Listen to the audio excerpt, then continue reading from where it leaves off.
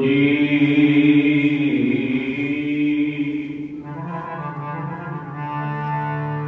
ਸਤਿਨਾਮ ਸ੍ਰੀ ਵਾਹਿਗੁਰੂ।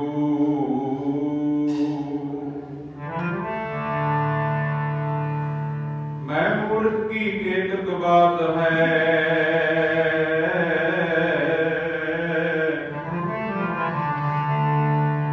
ਕੋਟ ਪਰ ਅਧੀ ਤਰਿਆ ਰੇ। ਗੁਰੂ ਨਾਨਕ ਜੀ ਨੇ ਸੁਣਿਆ ਵੇਖਿਆ, ਸੇ ਫਿਰ ਗਰਭਾਸ ਨ ਭਰਿਆ ਰੇ। ਗੁਰੂ ਨਾਨਕ ਤੇ ਆਦ ਲੈ,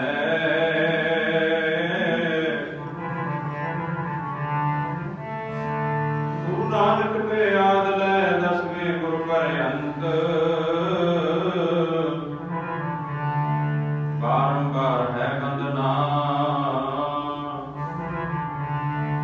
ਆਦਿ ਸ੍ਰੀ ਗੁਰੂ ਗ੍ਰੰਥ ਬਲਿਹਾਰੀ ਗੁਰ ਆਪਣੇ। ਦਿਵਹਾੜੀ ਸਤਿਵਾਸ ਜਿਨ ਮਾਨਸ ਤੇ ਦੇਵਤੇ ਕੀਏ, ਕਰਤ ਨ ਲਾਗੀ ਵਾਰ। ਆਪ ਮੁਕਤ ਮੋਹਿ ਤਾਰੈ ਜੀ, ਐਸਿਆ ਗੁਰਾਂ ਨੂੰ ਫਲ ਫਲ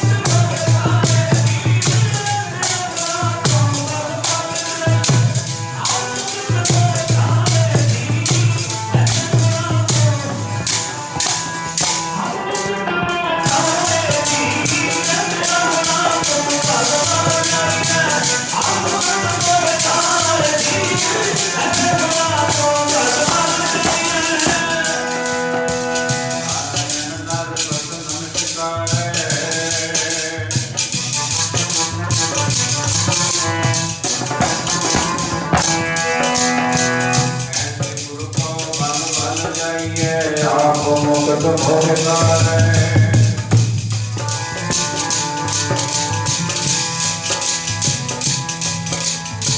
ਆਪਨ ਕਲਨ ਤਨ ਮੂਲ ਕਹੀਏ, ਅੰਤ ਨਾਹੀ ਕਿਛ ਪਾਰੈ।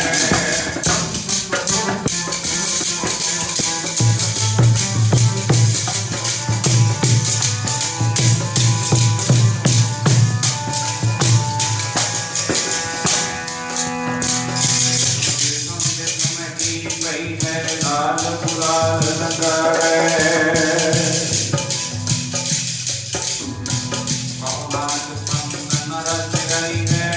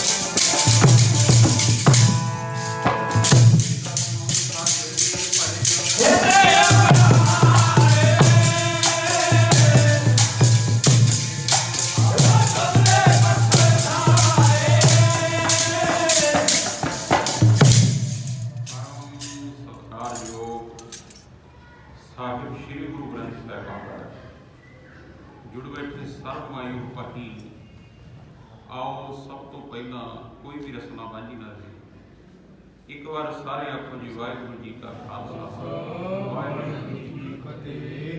बहुत बड़ी कृपा सच्चे पातशाह की हो रही है जो कि मिल के बैठण का सुभाग समा सुभागियां घड़ियां पाउन प्राप्त हो रही हैं। घड़ी कोहां विच देखे जिहड़ी यार ਸਾਈ ਵਿੱਚ ਗੁਜ਼ਰੇ, ਪੈਂਦੀ ਗੁਜ਼ਰੇ। ਆਖਰੀ ਸਮਾਂ ਲੇਖੇ ਵਿੱਚ ਹੈ ਜਿਹੜਾ ਵਾਹਿਗੁਰੂ ਦੀ ਯਾਦ ਵਿੱਚ ਲੰਘ ਜਾਣਾ ਹੈ। ਸੋ ਗੁਰਮੁਖੋ, ਗੁਰਮੁਖ ਪਰਿਵਾਰ ਨੂੰ ਸੱਚੇ ਪਾਤਸ਼ਾਹ ਨੇ ਕਿਰਪਾ ਕੀਤੀ, ਪੁੱਤੀ ਗੰਢ ਪਵੈ ਸੰਸਾਰ, ਪੁੱਤਰ ਦੀ ਦਾਤ ਬਖਸ਼ੀ। ਸੋ ਸੱਚੇ ਪਾਤਸ਼ਾਹ ਦੇ ਸ਼ੁਕਰਾਨੇ ਵਾਸਤੇ ਇਹ ਫਿਰ ਪਰਿਵਾਰ ਨੇ ਮਹਾਰਾਜ ਦੇ ਚਰਨ ਆਪਣੇ ਗ੍ਰਹਿ ਵਿੱਚ ਪਵਾਉਣਾ ਕੀਤੇ। ਅਖੰਡ ਜਾਪ, ਅਖੰਡ ਦੇ ਆਖਰੀ ਅਰਥ ਕੀ ਨੇ? ਜੇ ਅਖੰਡ ਸ਼ਬਦ ਦੇ ਅੱਗੋਂ ਆੜਾ ਕੱਟ ਦਈਏ, ਬਾਕੀ ਖੰਡ ਰਹਿ ਜਾਂਦਾ ਹੁੰਦਾ ਹੈ। ਖੰਡ ਤੋਂ ਭਾਵ ਸੰਸਕ੍ਰਿਤ ਵਿੱਚ ਕਿਸੇ ਟੁਕੜੇ ਦਾ ਨਾਮ ਹੈ ਖੰਡ। ਅਖੰਡ ਤੋਂ ਭਾਵ ਜਿਹਦਾ ਕੋਈ ਟੁਕੜਾ ਨਾ ਹੋਵੇ, ਜਿਹੜਾ ਵੰਡਿਆ ਨਾ ਜਾਵੇ, ਜਿਹੜਾ ਬਿਨਾਂ ਟੁਕੜੇ ਤੋਂ ਪਾਠ ਹੁੰਦਾ ਹੈ, ਉਹਨੂੰ ਅਖੰਡ ਪਾਠ ਆਖਿਆ ਜਾਂਦਾ ਹੈ। ਗੁਰੂ ਘਰ ਦੇ ਵਿੱਚ ਸਹਿਜ ਪਾਠ ਕਰਾਉਣ ਦੀ ਮਰਜ਼ਾਦਾ ਹੈ, ਸਪਤਾਹ ਪਾਠ ਕਰਾਉਣ ਦੀ ਮਰਜ਼ਾਦਾ ਹੈ, ਸੰਪਟ ਪਾਠ ਕਰਾਉਣ ਦੀ ਮਰਜ਼ਾਦਾ ਹੈ। ਉੱਥੇ ਅਖੰਡ ਜਾਪ ਕਰਾਉਣਾ, ਇਹ ਵੱਡਿਆਂ ਮਹਾਂਪੁਰਖਾਂ ਦੇ ਵਚਨ ਨੇ। ਸੰਤ ਮਹਾਰਾਜ ਰਾੜੇ ਵਾਲਿਆਂ ਦੇ ਕਹਿੰਦੇ, ਭਾਈ ਸਾਰੀ ਜ਼ਿੰਦਗੀ 'ਚ ਬੰਦਾ ਇੱਕੋ ਹੀ ਅਖੰਡ ਜਾਪ ਕਰਾ ਦੇਵੇ, ਕਹਿੰਦੇ ਉਹਨੂੰ ਕਰੋੜਾਂ ਹੀ ਜੱਗਾਂ ਦਾ ਫਲ ਮਿਲ ਜਾਂਦਾ ਹੈ। ਪੁਰਾਣੇ ਸਮਿਆਂ 'ਚ ਲੋਕ ਯੱਗ ਕਰਦੇ ਹੁੰਦੇ ਸੀ, ਕੋਈ ਗਊ ਮੇਧ ਯੱਗ ਕਰਦਾ ਸੀ, ਕੋਈ ਤੁਲਾਧਰ ਯੱਗ ਕਰਦਾ ਸੀ, ਕੋਈ ਅਸ਼ਵ ਮੇਧ ਯੱਗ ਕਰਦਾ ਸੀ। ਪਰ ਹੁਣ ਕਲਯੁਗ ਵਿੱਚ ਕੋਈ ਯੱਗ ਨਹੀਂ ਕਰ ਸਕਦਾ। ਇਸ ਯੁੱਗ ਵਿੱਚ ਬਹੁਤ ਵੱਡਾ ਮਹਾਤਮ ਹੈ ਅਖੰਡ ਜਾਪ ਕਰਾਉਣ ਦਾ। ਦੂਸਰੇ ਨੰਬਰ ਤੇ ਗੁਰੂ ਦੀਆਂ ਸੰਗਤਾਂ ਦੇ ਚਰਨ ਘਰ ਵਿੱਚ ਪਵਾਉਣੇ, ਸੱਚੇ ਪਾਤਸ਼ਾਹ ਦੇ ਚਰਨ, ਗੁਰੂ ਦੀਆਂ ਸੰਗਤਾਂ ਦੇ ਚਰਨ, ਆ ਕੀਰਤਨ ਭਗਤੀ, ਇਹਦਾ ਬਹੁਤ ਵੱਡਾ ਮਹਾਰਾਜ ਨੇ ਮਹਾਤਮ ਦੱਸਿਆ। ਸੋ ਬਹੁਤ ਖੁਸ਼ੀ ਦਾ ਸਮਾਂ, ਲੱਖ ਖੁਸ਼ੀਆਂ ਪਾਤਸ਼ਾਹੀਆਂ। ਮਹਾਰਾਜ ਕਹਿੰਦੇ ਆ, ਜੇ ਸਤਿਗੁਰ ਨਦਰ ਕਰੇ, ਜੇ ਕਿਤੇ ਵਾਹਿਗੁਰੂ ਮਿਹਰ ਕਰ ਦਵੇ ਨਾ, ਫਿਰ ਇਹ ਖੁਸ਼ੀਆਂ ਹੀ ਖੁਸ਼ੀਆਂ ਮਿਲਦੀਆਂ। ਜੇ ਸਤਿਗੁਰ ਨਦਰ ਕਰੇ, ਜੇ ਕਿਤੇ ਤੇਰੀ ਮਿਹਰ ਦੀ ਨਜ਼ਰ ਹੋ ਗਈ। ਨਿਮਖ ਏਕ ਹਰਨਾਮ ਦੇ, ਮੇਰਾ ਮਨ ਤਨ ਸ਼ੀਤਲ ਹੋਏ। ਇਹ ਖੁਸ਼ੀ ਦਾ ਸਮਾਂ ਮਹਾਰਾਜ ਕਹਿੰਦੇ ਇਹ ਜਦੋਂ ਗੁਰੂ ਨਦਰ ਕਰਦਾ ਹੈ, ਮਿਹਰ ਕਰਦਾ ਹੈ। ਲੱਖ ਖੁਸ਼ੀਆਂ ਹੋਈਆਂ ਜੀ, ਜਦੋਂ ਤੂੰ ਮੇਰੇ ਵੱਲ ਇੱਕ ਮਿਹਰ ਦੀ ਨਜ਼ਰ ਕਰਦੀ ਨਾ, ਉਦੋਂ ਖੁਸ਼ੀਆਂ ਦੇ ਭੰਡਾਰੇ ਬਖਸ਼ਦੇ। ਤੇਰੀ ਨਜ਼ਰ ਦੇ ਵਿੱਚ ਇੰਨਾ ਕੁਝ ਹੈ, ਹਰ ਅੰਮ੍ਰਿਤ ਪਿੰਦੇ ਲੋਏ ਨਾ, ਮਨ ਪ੍ਰੇਮ ਰਤਨ ਆਰਾਮ ਰਾਜੇ। ਤੇਰੇ ਨੇਤਰ ਹੀ ਅੰਮ੍ਰਿਤ ਨਾਲ ਭਰੇ ਹੋਏ ਹੈ, ਮਿਹਰ ਨਾਲ ਭਰੇ ਹੋਏ ਹੈ। ਇਹ ਤੈਂ ਮੇਰੇ ਤੇ ਕਿਰਪਾ ਕੀਤੀ ਹੈ। ਲੱਖ ਖੁਸ਼ੀਆਂ ਹੋਈਆਂ ਜੀ, ਮਾਲਕਾ ਕਿਰਪਾ ਹੋ ਗਈ।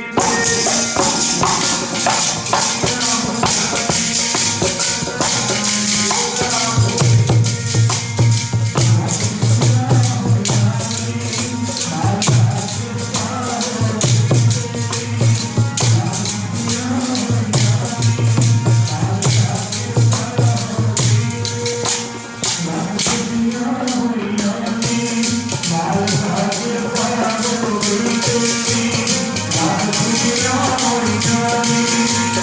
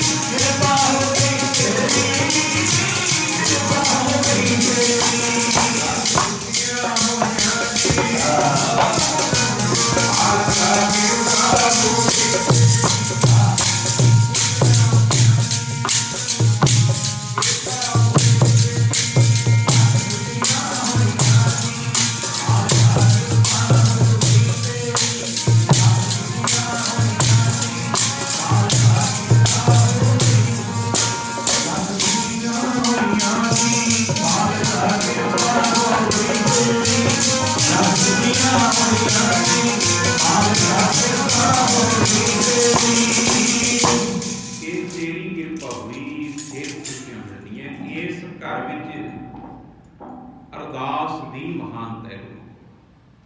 ਮਹਾਰਾਜ ਕਹਿੰਦੇ ਅਰਦਾਸ ਕੀਤੀ ਤੇਰੀ ਵਿਅਰਥ ਨਹੀਂ ਜਾਊਗੀ ਕਦੇ, ਪਰ ਤੈਨੂੰ ਕਰਨ ਦਾ ਤਰੀਕਾ ਸਿੱਖਣਾ ਹੋਊਗਾ। ਆਪਣਾ ਮਨ ਗੁਰੂ ਨੂੰ ਵੇਚਣਾ ਹੋਊਗਾ। ਅਹਮ ਭਾਵ ਤੋਂ ਪਾਸੇ ਹੋ ਜਾਏਗਾ ਜਦੋਂ, ਮਨ ਵੇਚ ਦੇਗਾ, ਫਿਰ ਤੇਰੇ ਤੇ ਕਿਰਪਾ ਹੋਊਗੀ। ਮਨ ਵੇਚੈ ਸਤਿਗੁਰੂ ਕੈ ਪਾਸ, ਮਨ ਵੇਚਣਾ ਬੜਾ ਹੁੰਦਾ ਹੈ। ਤਿਸ ਸੇਵਕ ਕੇ ਕਾਰਜ ਰਾਸ, ਫਿਰ ਤੇਰੇ ਸਾਰੇ ਕੰਮ ਪੂਰੇ ਹੋ ਜਾਣਗੇ। ਬਿਰਥੀ ਕਦੇ ਨਾ ਹੋ ਗਈ ਜਨ ਕੀ ਅਰਦਾਸ। ਫਿਰ ਤੂੰ ਜਦੋਂ ਜਨ ਬਣ ਜਾਏਗਾ ਨਾ, ਹੰਕਾਰ ਤੋਂ ਪਾਸੇ ਚਲਿਆ ਗਿਆ, ਅਹਮ ਭਾਵ ਤੋਂ ਪਰੇ ਹੋ ਗਿਆ, ਸਹਿਜ ਤੱਕ ਤੇਰਾ ਮਨ ਪਹੁੰਚ ਗਿਆ, ਉਸ ਅਵਸਥਾ ਦਾ ਨਾਮ ਹੀ ਜਨ ਹੈ। ਫਿਰ ਘਰ ਬੈਸੋ ਹਰ ਜਨ ਪਿਆਰੇ। ਨਿਜ ਘਰ ਤੱਕ ਜਦੋਂ ਸੁਰਤ ਚਲੇ ਜਾਏ, ਉਸ ਅਵਸਥਾ ਵਿੱਚ ਪਹੁੰਚ ਜਾਏਗਾ, ਸਤਿਗੁਰੂ ਤੁਮਰੇ ਕਾਜ ਸਵਾਰੇ। ਇਹ ਜਨ ਦੀ ਸਟੇਜ ਜਦੋਂ ਅਹਮ ਭਾਵ ਤੋਂ ਪਰੇ ਹੋ ਗਿਆ। ਜਿਨ੍ਹਾਂ ਨੇ ਉਸ ਅਵਸਥਾ ਵਿੱਚ ਜਾ ਕੇ ਅਕਾਲ ਪੁਰਖ ਨੂੰ ਧਿਆਇਆ, ਕੋਈ ਅਰਦਾਸ ਕਰਤੀ, ਕੋਈ ਸੁਪਨਾ ਬਣਾ ਲਿਆ, ਉਹ ਫਿਰ ਰੱਬ ਨੂੰ ਪੂਰਾ ਕਰਨਾ ਪੈਂਦਾ ਹੈ। ਛੇਵੇਂ ਪਾਤਸ਼ਾਹ ਦਾ ਸਮਾਂ, ਚੱਬੇ ਨਗਰ ਦੀ ਇੱਕ ਮਾਤਾ, ਇੱਕ ਬੀਬੀ ਸੁਲੱਖਣੀ ਉਹਦਾ ਨਾਮ ਹੈ। ਜ਼ਮੀਨ ਜਾਇਦਾਦ ਬੜੀ, ਸਭ ਕੁਝ ਹੈ ਘਰ ਵਿੱਚ, ਪਰ ਉਹਦੇ ਬੱਚਾ ਨਹੀਂ ਹੋਇਆ। ਅਜੇ ਇਸ ਦਾਤ ਤੋਂ ਵਾਂਝੀ ਹੈ ਮਾਤਾ ਸੁਲੱਖਣੀ। ਯਤਨ ਬੜੇ ਕੀਤੇ ਕਿ ਪੁੱਤਰ ਪੈਦਾ ਹੋ ਜਾਏ, ਬੱਚਾ ਚਾਹੀਦਾ। ਬੱਚਿਆਂ ਬਿਨਾਂ ਕਾਹਦੀ ਜ਼ਿੰਦਗੀ ਹੈ, ਕਾਹਦਾ ਪਰਿਵਾਰ ਹੈ। ਯਤਨ ਬੜੇ ਕੀਤੇ ਪਰ ਇਹਦੇ ਘਰ ਬੱਚਾ ਪੈਦਾ ਨਹੀਂ ਹੋਇਆ। ਤੇ ਦੱਸਣ ਵਾਲਿਆਂ ਨੇ ਦੱਸ ਪਾਈ, ਕਹਿੰਦੇ ਸੁਲੱਖਣੀ ਇੱਕ ਗੁਰੂ ਨਾਨਕ ਦਾ ਘਰ ਐਸਾ ਹੈ ਜਿੱਥੋਂ ਸਭ ਕੁਝ ਹੀ ਮਿਲ ਜਾਂਦਾ, ਜੋ ਮੰਗੇ ਠਾਕੁਰ ਆਪਣੇ ਤੇ ਸੋਈ ਸੋਈ ਦੇਵੇ। ਤੂੰ ਮੰਗਣ ਦਾ ਤਰੀਕਾ ਸਿੱਖ ਲੈ, ਜੋ ਮੰਗ ਲੇਗਾ ਤੈਨੂੰ ਮਿਲ ਜਾਊਗਾ। ਇਹ ਗੁਰੂ ਦੇ ਘਰ ਤੋਂ ਸਭ ਕੁਝ ਮਿਲਦਾ। ਲੋਕਾਂ ਨੇ ਦੱਸਿਆ ਸੀ, ਇਹ ਫਿਰ ਛੇਵੇਂ ਪਾਤਸ਼ਾਹ ਦੇ ਚਰਨਾਂ ਵਿੱਚ ਆਉਂਦੀ ਹੈ। ਗਰੀਬ ਨਵਾਜ, ਮੇਰੇ ਤੇ ਕਿਰਪਾ ਕਰ ਦਿਓ, ਮੈਨੂੰ ਪੁੱਤਰ ਦੀ ਦਾਤ ਬਖਸ਼ ਦਿਓ, ਤੁਹਾਨੂੰ ਕਾਹਦਾ ਘਾਟਾ ਪੈ ਜਾਵੇ। ਗਰੀਬ ਨਵਾਜ ਪਹਿਲਾਂ ਤੇ ਇਹਨੂੰ ਦਰਸ਼ਨ ਹੀ ਨਹੀਂ ਦਿੱਤੇ ਸੀ ਕਈ ਦਿਨ। ਕੋਈ ਕਰਮੇ ਦਾ ਇਹੋ ਜਿਹਾ ਸੀ, ਮਹਾਰਾਜ ਨੇ ਕਈ ਜਿਹਦੇ ਨਾਲ ਬਚਨ ਹੀ ਨਹੀਂ ਕੀਤੇ, ਕਈ ਦਿਨ ਹੋ ਗਏ। ਇੱਕ ਦਿਨ ਫਿਰ ਇਹ ਮਹਾਰਾਜ ਦੇ ਚਰਨ ਫੜਦੀ ਹੈ, ਗਰੀਬ ਨਵਾਜ ਕਿਰਪਾ ਕਰ ਦਿਓ ਮੇਰੇ ਤੇ, ਲੋਕ ਤੁਹਾਤੋਂ ਬੜਾ ਕੁਝ ਮੰਗਦੇ ਹੈ, ਕੋਈ ਕੁਝ ਮੰਗਦਾ ਹੈ, ਕੁਝ ਮੰਗਦਾ ਹੈ, ਮੈਂ ਵੀ ਇੱਕ ਮੰਗ ਲੈ ਕੇ ਆਇਆ। ਮਿਹਰ ਕਰ ਦਿਓ, ਮੇਰੀ ਖਾਲੀ ਝੋਲੀ ਭਰ ਸਾਈਆਂ, ਮੇਰੀ ਖਾਲੀ ਝੋਲੀ ਭਰ ਸਾਈਆਂ, ਖਾਲੀ ਝੋਲੀ ਭਰ ਸਾਈਆਂ, ਖਾਲੀ ਝੋਲੀ ਭਰ ਸਾਈਆਂ, ਖਾਲੀ ਝੋਲੀ ਭਰ ਸਾਈਆਂ, ਮੇਰੀ ਖਾਲੀ ਝੋਲੀ ਭਰ ਸਾਈਆਂ, ਖਾਲੀ ਝੋਲੀ ਭਰ ਸਾਈਆਂ, ਖਾਲੀ ਝੋਲੀ ਭਰ ਸਾਈਆਂ, ਮੇਰੀ ਖਾਲੀ ਝੋਲੀ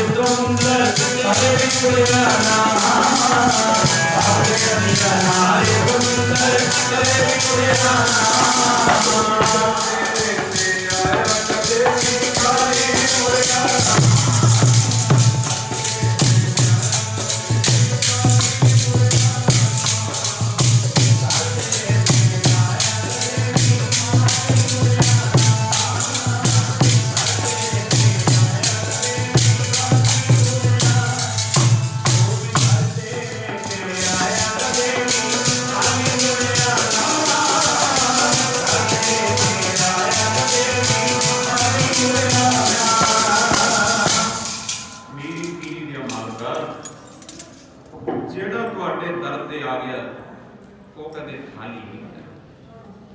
ਕਿਰਪਾ ਕਰ ਦੋ ਮੈਨੂੰ ਪੁੱਤਰ ਦੀ ਦਾਤ ਬਖਸ਼।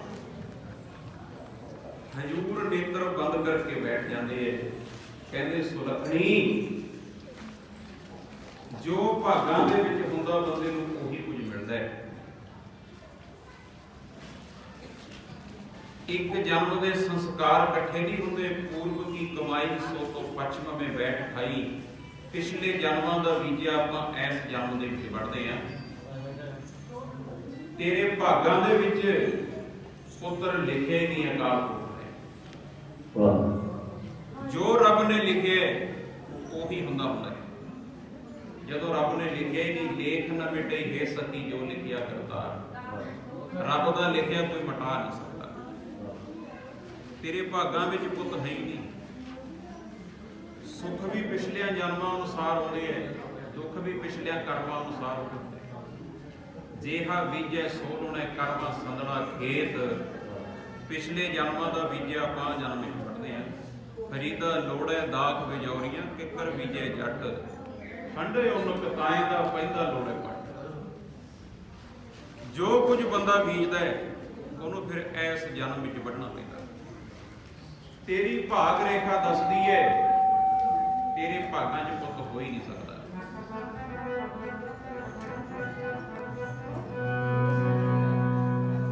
ਲਿਖੀਆਂ ਨੇ ਆਪ ਵਿਧਾਤਾ। ਜੋ ਤੇਰੇ ਮਸਤਕ ਦੀਆਂ ਰੇਖਾਵਾਂ ਲਿਖੀਏ ਅਕਾਲ ਪੁਰਖ ਨੇ ਲਿਖੀਏ। ਮੀਰੀ ਪੀਰੀ ਦੇ ਮਾਲਕ ਮਾਤਾ ਸੁਲੱਖਣੀ ਨੂੰ ਕਹਿੰਦੇ ਤੇਰੇ ਪੁੱਤ ਹੋ ਹੀ ਨਹੀਂ ਸਕਦਾ। ਹੈ ਹੀ ਨਹੀਂ ਤੇਰੇ ਭਾਗਾਂ 'ਚ। ਲਿਖੀਆਂ ਨੇ ਆਪ ਵਿਧਾਤਾ। ਵਸ ਦੇ ਵਿੱਚ ਮੇਰੇ ਨਾਂ ਪੁੱਤਰ ਦੀ ਦਾਤ ਕੋਈ। ਕਰਮਾਂ ਵਿੱਚ ਤੇਰੇ ਨਾਂ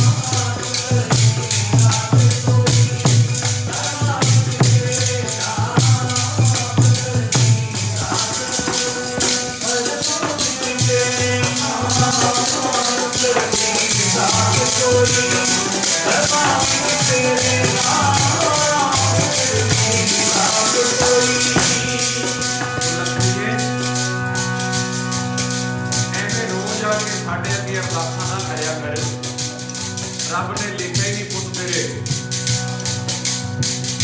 ਲਿਖੀਆਂ ਨੇ ਆਪ ਵਿਧਾਤਾ।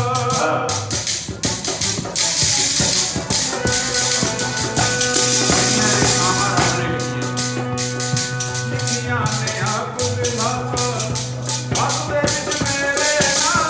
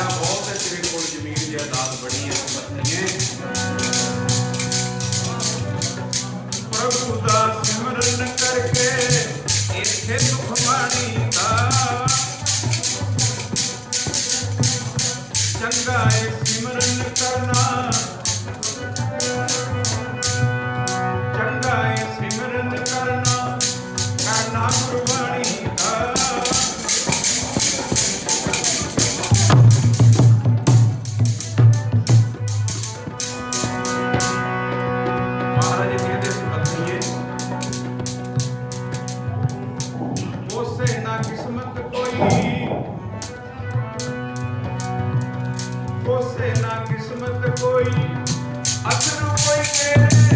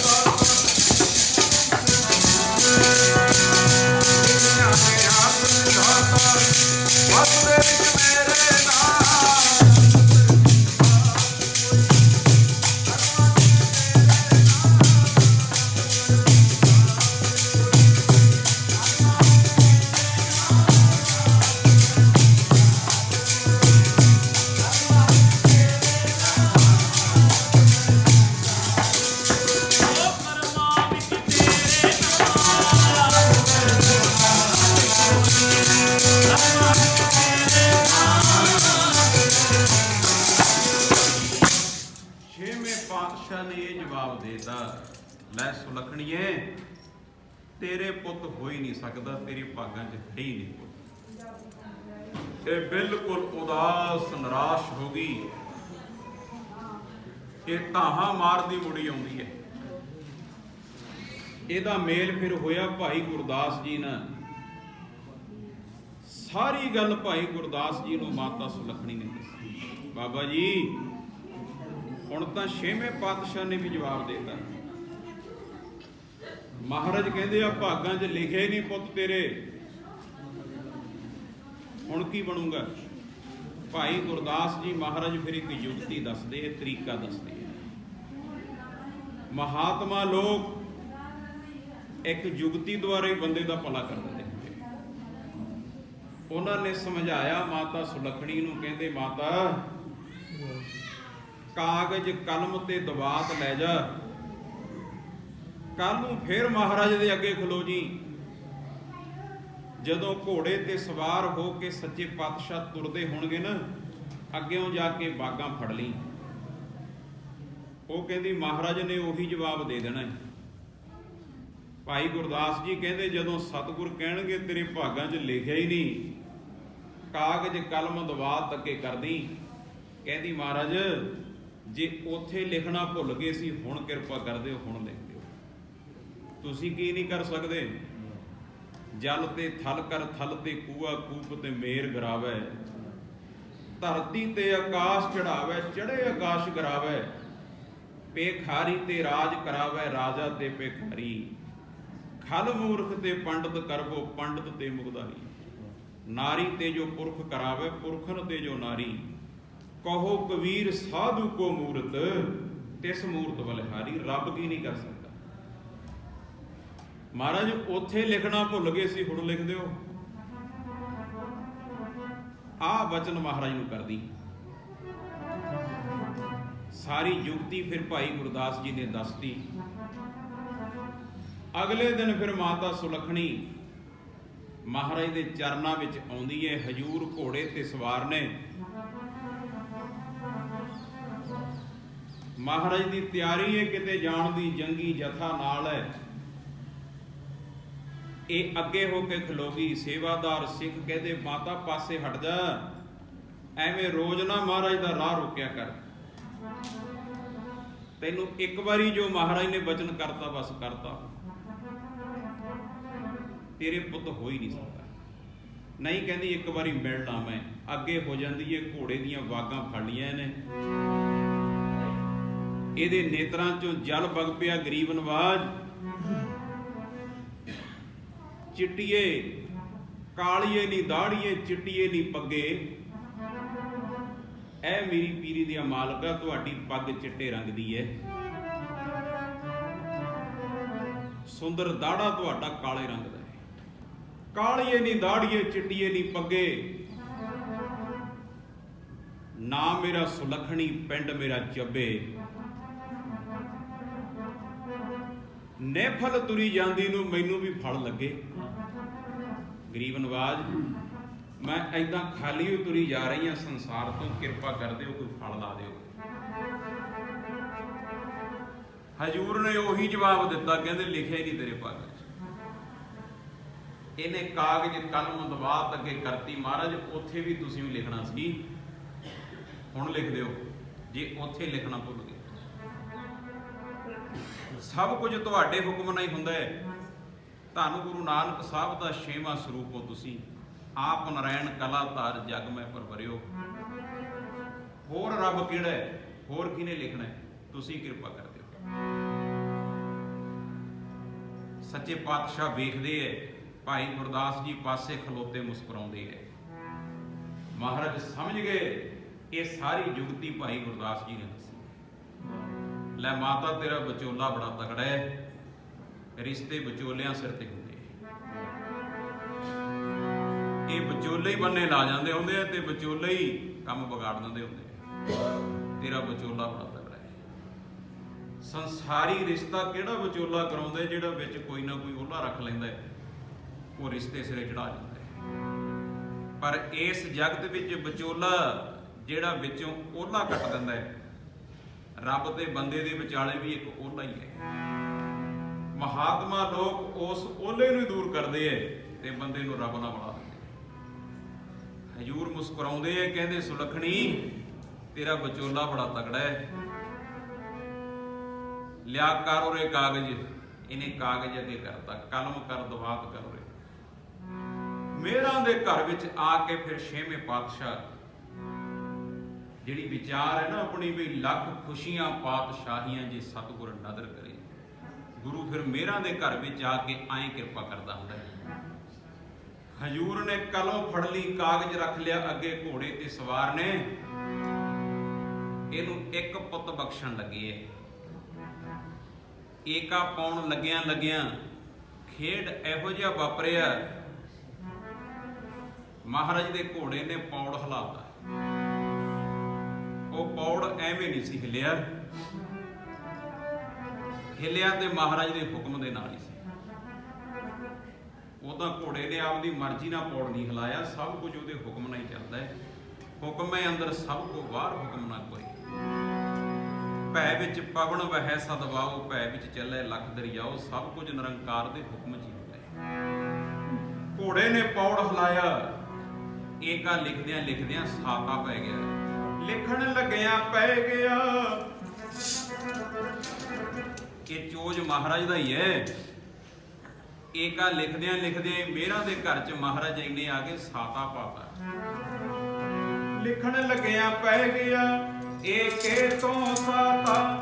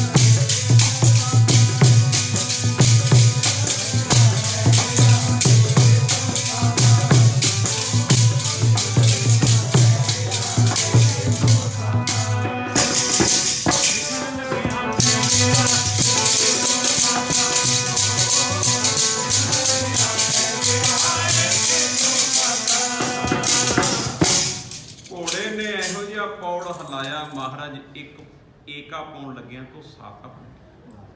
ਵੇਖ ਲਓ ਫਿਰ ਸਮਾਂ ਆਉਣ ਤੇ ਬੀਬੀ ਸੁਲੱਖਣੀ ਦੇ 7 ਪੁੱਤ ਹੋਏ।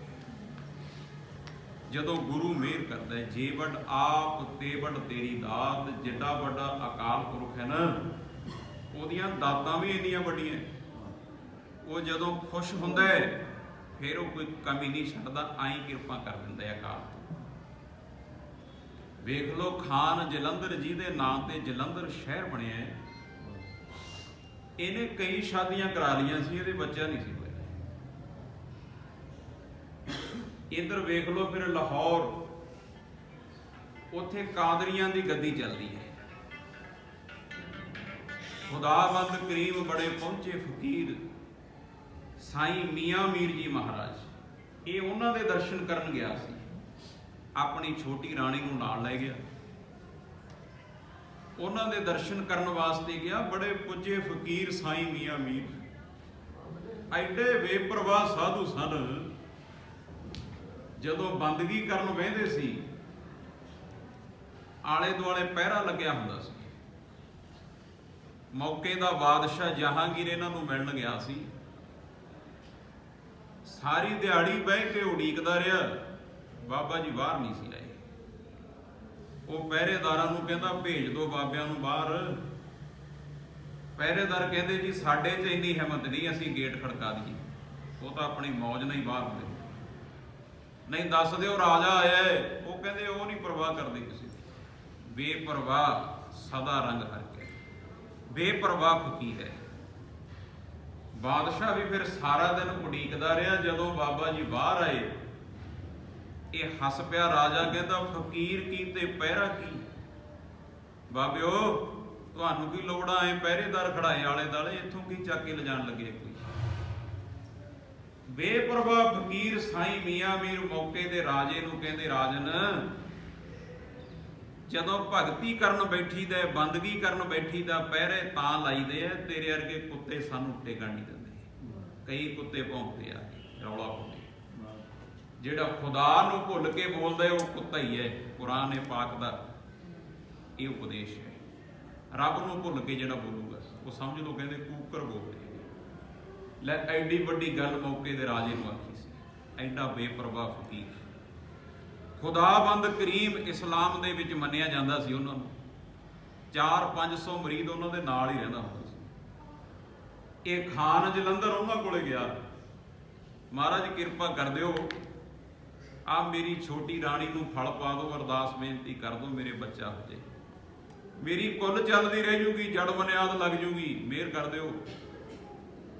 ਬਾਬਾ ਜੀ ਕਹਿੰਦੇ ਵੀ ਤੇਰੇ ਬੱਚਾ ਹੋ ਹੀ ਨਹੀਂ ਸਕਦਾ, ਅੱਲਾਹ ਤਾਲਾ ਦਾ ਉਪਦੇਸ਼ ਹੈ, ਤੇਰੇ ਪੁੱਤ ਨਹੀਂ ਹੋਊਗਾ, ਧੀ ਵੀ ਨਹੀਂ ਹੋਣੀ, ਪੁੱਤ ਵੀ ਨਹੀਂ ਹੋਣਾ, ਬੱਚਾ ਹੋਣੇ ਨਹੀਂ ਤੇਰੇ। ਲੈ ਉੱਥੋਂ ਵੀ ਜਵਾਬ ਮਿਲ ਗਿਆ। ਬਸ ਫਿਰ ਭੁੱਬਾ ਮਾਰਦਾ ਹੀ ਖਾਨ ਜਲੰਧਰ ਤੁਰ ਪਿਆ ਲਾਹੌਰ। ਕਹਿੰਦਾ ਹੁਣ ਕੀ ਗੱਲ ਬਣਨੀ ਹੈ? ਹੁਣ ਤਾਂ ਇਹਨਾਂ ਨੇ ਕਹਿਤਾ, ਇਹਨਾਂ ਦੇ ਉੱਤੇ ਤੇ ਹੈ ਹੀ ਕੋਈ ਨਹੀਂ ਇਸਲਾਮ ਦੇ ਵਿੱਚ।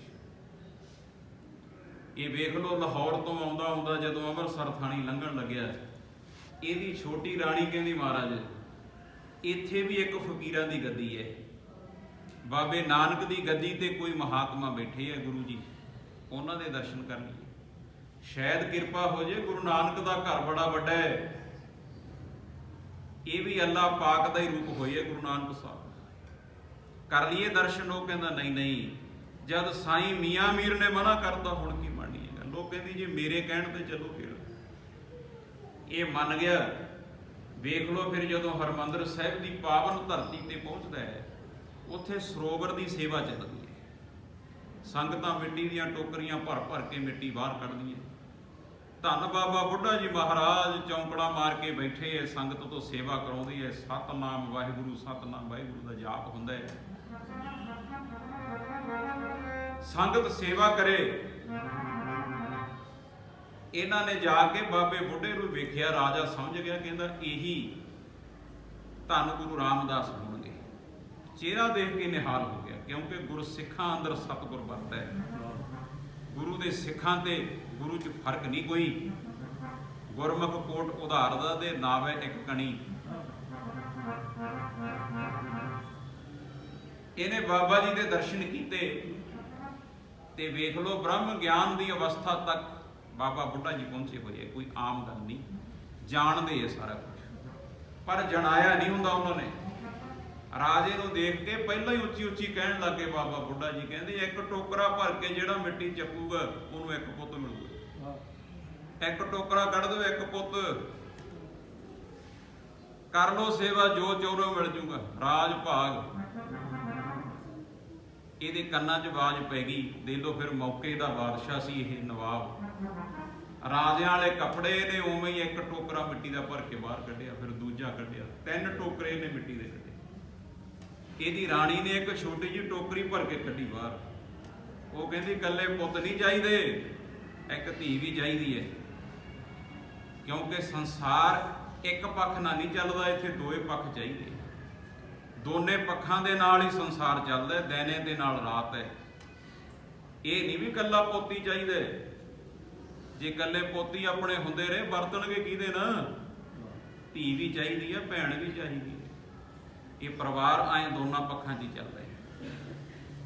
ਆ ਵੇਖ ਲਓ ਜਿਵੇਂ ਹੁਣ ਆਪਣੇ ਪਰਿਵਾਰ ਤੇ ਮਹਾਰਾਜ ਨੇ ਕਿਰਪਾ ਕੀਤੀ ਹੈ, ਹੁਣ ਕਿੱਡੀ ਕਿਰਪਾ ਹੋ ਗਈ। ਧੀਆਂ ਪਹਿਲਾਂ ਵੀ ਸੀ ਆਪਣੇ, ਲੈ ਹੁਣ ਇਹਨਾਂ ਨਾਲ ਵਰਤਣ ਵਾਲਾ ਵੀ ਆ ਗਿਆ। ਹੁਣ ਇਹ ਵਰਤਣਗੀਆਂ ਆਪਣੇ ਭਰਾ ਨਾਲ ਤੇ ਉਹ ਵੀ ਵਰਤੂਗਾ ਮੇਰੀਆਂ ਭੈਣਾਂ ਨੇ। ਇਹ ਪਰਿਵਾਰ ਐਂ ਚੱਲਦੇ ਹੈ। ਇਹਦੀ ਰਾਣੀ ਨੇ ਐਂ ਸੋਚਿਆ, ਕਹਿੰਦੀ ਇਹ ਇਕੱਲੇ ਪੁੱਤ ਹੀ ਮੰਗਦਾ ਰਾਜਾ, ਮੇਰੇ ਪੁੱਤਾਂ ਨੇ ਵਰਤਣਾ ਕਿਹਦੇ ਨਾਲ ਹੈ? ਇਹਨਾਂ ਦੀ ਕੋਈ ਭੈਣ ਵੀ ਚਾਹੀਦੀ ਹੈ। ਪੱਕਾ ਭਰੋਸਾ ਵੱਜ ਗਿਆ ਰਾਜੇ ਨੂੰ, ਇਹ ਗੁਰੂ ਦੇ ਘਰ ਤੋਂ ਮੈਨੂੰ ਸਭ ਕੁਝ ਹੀ ਮਿਲ ਜਾਣਾ, ਜੋ ਮੰਗੀਏ ਮਿਲ ਜਾਂਦਾ, ਪੂਰੇ ਸਤਿਗੁਰ ਦਾ ਦਰ।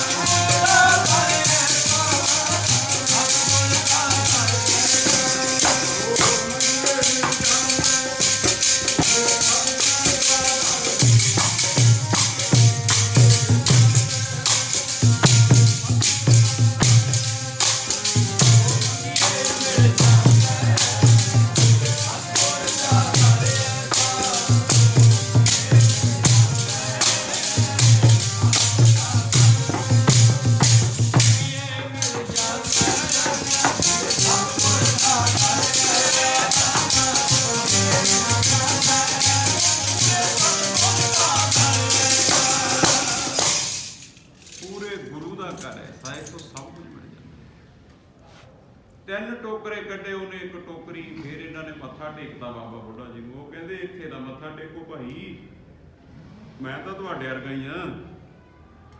ਪੂਰਾ ਗੁਰੂ ਦੇ ਅੰਦਰ ਬੈਠਾ ਹੈ। ਤੁਹਾਨੂੰ ਗੁਰੂ ਨਾਨਕ ਸਾਹਿਬ ਦਾ ਅਕਾਲ ਪੁਰਖ ਦਾ ਸਰਗੁਣ ਸਰੂਪ ਅੰਦਰ ਹੈ। ਮੈਂ ਤਾਂ ਫਾਈਲ ਹੀ ਤਿਆਰ ਕੀਤੀ ਹੈ, ਸੈਨ ਅੰਦਰੋਂ ਹੀ ਹੋਏ। ਇਹ ਕਿਰਪਾ ਉੱਥੇ ਇਹੋ ਜਿਹੇ ਹੁੰਦੇ ਆ ਗੁਰੂ ਨਾਲ ਜੁੜੇ ਸਿੱਖ, ਆਪਣੇ ਆਪ ਨੂੰ ਨਹੀਂ ਪ੍ਰਗਟਾਉਂਦੇ, ਉਹ ਰੱਬ ਦੀ ਗੁਰੂ ਦੀ ਵਡਿਆਈ ਪ੍ਰਗਟ ਕਰਦੇ, ਫਿਰ ਗੁਰੂ ਉਹਨਾਂ ਨੂੰ ਪ੍ਰਗਟ ਕਰ ਦਿੰਦਾ। ਇਹ ਭਗਵਾਨ ਦਾ ਤੇ ਭਗਵਾਨ ਦੇ ਪਿਆਰਿਆਂ ਦਾ ਖੇਡ ਹੈ। ਹਰ ਜੀ ਆਪਣੀ ਵਡਿਆਈ ਭਾਵੇ, ਜਨ ਕਾ ਜੈਕਾਰ ਕਰਾਈ। ਉਹ ਰੱਬ ਦੀਆਂ ਵਡਿਆਈਆਂ ਕਰਦੇ ਐ ਤੇ ਰੱਬ ਫਿਰ ਉਹਨਾਂ ਦੀਆਂ ਵਡਿਆਈਆਂ ਹੋਣ ਲਾ। ਆ ਵੇਖ ਲਓ ਆਪਣੇ ਵੱਡਿਆਂ ਮਹਾਂਪੁਰਖਾਂ ਨੇ ਇੱਥੇ ਬਹਿ ਕੇ ਆਪਾਂ ਨੂੰ ਰੱਬ ਦਾ ਨਾਮ ਹੀ ਜਪਾਇਆ, ਉਹਨਾਂ ਰੱਬ ਦੀ ਉਹ ਵਡਿਆਈ ਕੀਤੀ, ਤੇ ਵੇਖ ਲਓ ਸਮਾਂ ਆਉਣ ਤੇ ਉਹਨਾਂ ਦੀਆਂ ਵਡਿਆਈਆਂ ਹੋਣਗੀਆਂ। ਆ ਉਹਨਾਂ ਦੇ ਦਰ ਘਰ ਤੋਂ ਹੀ ਆਪਾਂ ਨੂੰ ਸਭ ਕੁਝ ਮਿਲ ਜਾਂਦਾ। ਅੰਦਰ ਗਏ ਫਿਰ ਸੱਚੇ ਪਾਤਸ਼ਾਹ ਦੇ ਚਰਨਾਂ ਵਿੱਚ, ਗਰੀਬ ਨਵਾਜ ਕਿਰਪਾ ਕਰ ਦੋ ਸਾਡੇ ਤੇ। ਧੰਨ ਗੁਰੂ ਰਾਮਦਾਸ ਮਹਾਰਾਜ ਕਹਿੰਦੇ ਜੋ ਬਾਬਾ ਬੁੱਢਾ ਜੀ ਨੇ ਕਹਿਤਾ ਸੱਚ ਹੈ। ਸਭ ਕੋ ਤੇਰੇ ਬਸ ਅਗਮ ਅਗੋਚਰਾ, ਤੂੰ ਭਗਤਾਂ ਦੇ ਬਸ ਭਗਤਾਂ ਤਾਣ ਤੇਰਾ। ਸਾਨੂੰ ਸਾਡੇ ਪਿਆਰਿਆਂ ਨੇ ਬੰਨਿਆ ਹੋਇਆ ਹੈ, ਸਾਡੇ ਪਿਆਰੇ ਰਸਨਾ ਤੋਂ ਜਿਹੜਾ ਬਚਨ ਕਰ ਦਿੰਦੇ ਉਹਨੂੰ ਅਸੀਂ ਟਾਲ ਨਹੀਂ ਸਕਦੇ। ਜੋ ਬਾਬਾ ਜੀ ਨੇ ਕਹਿ ਦੋ ਉਵੇਂ ਹੋਊਗਾ। ਵੇਖ ਲਓ ਫਿਰ ਸਮਾਂ ਆਉਣ ਤੇ ਇਹਦੇ 3 ਪੁੱਤ ਹੋਏ। ਇੱਕ ਹੋਈ ਲੜਕੀ ਇਹਦੇ, ਇਹ ਫਿਰ ਖਬਰਾਂ ਪਹੁੰਚ ਗਈਆਂ ਲਾਹੌਰ ਸਾਈਂ ਮੀਆਂ ਮੀਰ ਮਹਾਰਾਜ ਤੱਕ। ਬਾਬਾ ਜੀ ਤੁਸੀਂ ਕਹਿੰਦੇ ਸੀ ਅੱਲਾਹ ਪਾਕ ਕਹਿੰਦਾ ਇਹਨਾਂ ਦੇ ਬੱਚਾ ਨਹੀਂ।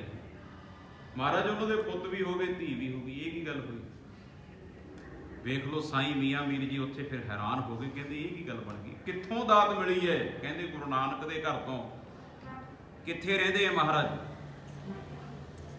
ਪਹਿਲਾਂ ਤੇ ਚੱਲ ਕੇ ਬਾਬਾ ਮੀਆਂ ਮੀਰ ਜੀ ਜਲੰਧਰ ਖਾਨ ਦੇ ਮਹਿਲਾਂ 'ਚ ਗਏ ਸੀ, ਵਿਖਾ ਤੇ ਸਹੀ ਤੇਰੇ ਪੁੱਤ, ਆਹ ਤੇਰੇ ਪੁੱਤ ਵੀ ਹੋ ਗਏ, ਧੀ ਵੀ ਹੋ ਗਈ।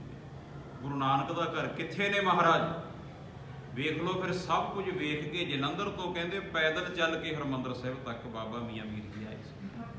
ਏਦਾਂ ਮੇਲ ਹੋਇਆ ਉਹਨਾਂ ਦਾ ਸੱਚੇ ਪਾਤਸ਼ਾਹ। ਅਸੀਂ ਨਿਰੰਕਾਰ ਦੀ ਉਪਾਸਨਾ ਕਰਨ ਵਾਲੇ ਹਾਂ, ਇਹ ਖੁਦ ਨਿਰੰਕਾਰ ਹੈ, ਇਹ ਕੀ ਨਹੀਂ ਕਰ ਸਕਦੇ?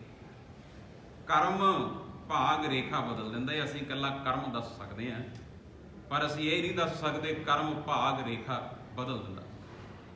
ਜਿਵੇਂ ਹੁਣ ਤੁਸੀਂ ਹੱਥ ਵਿਖਾਉਂਦੇ ਫਿਰਦੇ ਹੋ ਨਾ ਜੋਤਸ਼ੀਆਂ ਨੂੰ, ਆਪਾਂ ਨਿੰਦਿਆ ਨਹੀਂ ਕਰਦੇ ਜੋਤਸ਼ੀਆਂ ਦੀ, ਉਹ ਤੁਹਾਡਾ ਭਾਗ ਦੱਸ ਦੇਣਗੇ, ਐਂ ਲਿਖੇ ਐਂ ਲਿਖੇ। ਜੇ ਕੋਈ ਪਹੁੰਚਿਆ ਜੋਤਸ਼ੀ ਹੋਊਗਾ, ਪਰ ਉਹ ਇਹ ਨਹੀਂ ਦੱਸ ਸਕਦਾ ਵੀ ਕਰਮ ਭਾਗ ਰੇਖਾ ਬਦਲ ਵੀ ਦਿੰਦਾ।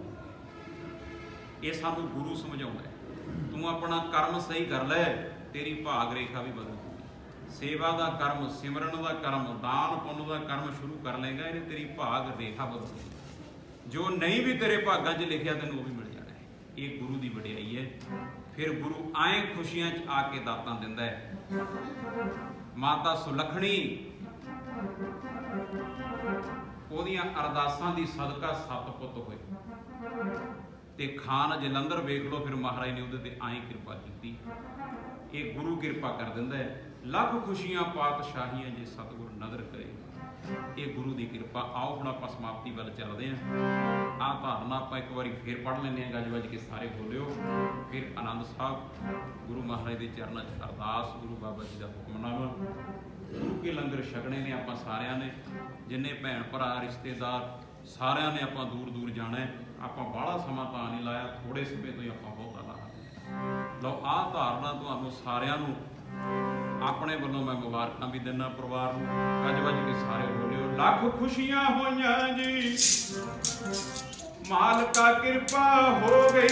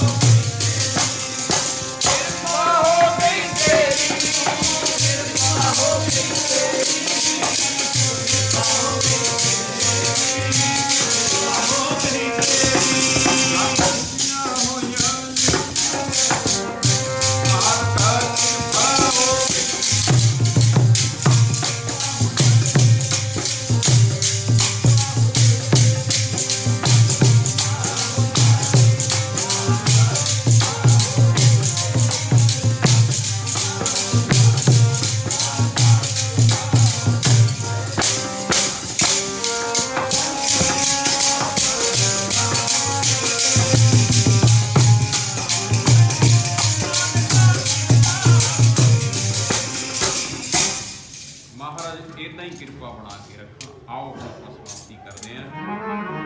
ਇੰਨੀ ਹਾਜ਼ਰੀ ਪ੍ਰਵਾਨ ਕਰਿਓ ਆਨੰਦ ਸਾਹਿਬ ਵਿੱਚ ਸਾਰੇ ਗੱਲ। ਰਾਮ ਕਲੀ ਮਹਲਾ ਤੀਜਾ ਆਨੰਦ ਏਕ ਓੰਕਾਰ ਸਤਿਗੁਰ ਪ੍ਰਸਾਦ। ਆਨੰਦ ਪਿਆ ਮੇਰੀ ਮਾਏ ਸਤਿਗੁਰੂ ਮੈਂ ਪਾਇਆ।